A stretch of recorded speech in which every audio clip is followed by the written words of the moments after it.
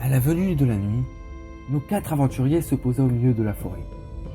Théo se mit à la recherche de bois pour le feu, tandis que Shinda installa les couchages pour la nuit. Balthazar alluma quelques brindilles.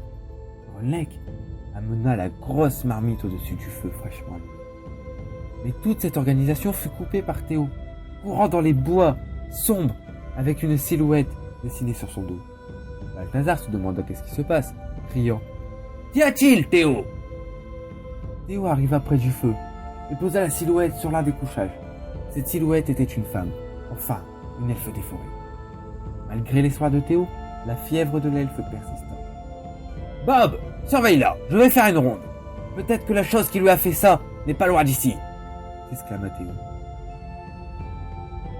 Pendant que Théo s'éloigna, Balthazar s'approcha de l'elfe, inconsciente et à la fois folle. Théo s'éloigna dans la forêt, trouva quelques écrits derrière un buisson, sûrement tombés de la besace de l'elfe.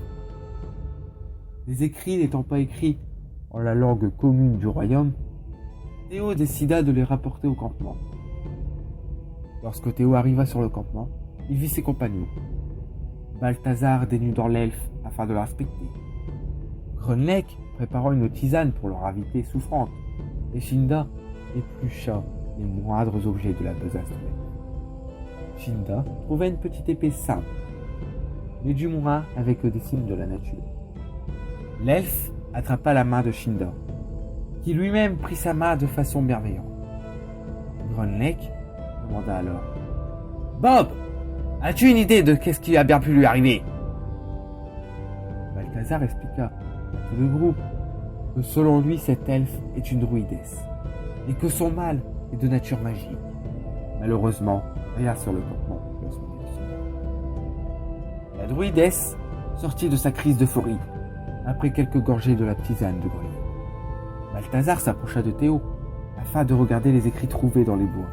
Balthazar remarqua sur le dos de Théo un corps noir, énorme. Au même moment, Théo se mit à crier de douleur. Les crochets de la bête transperça le plastron pour aller se pénétrer dans la chair de Théo.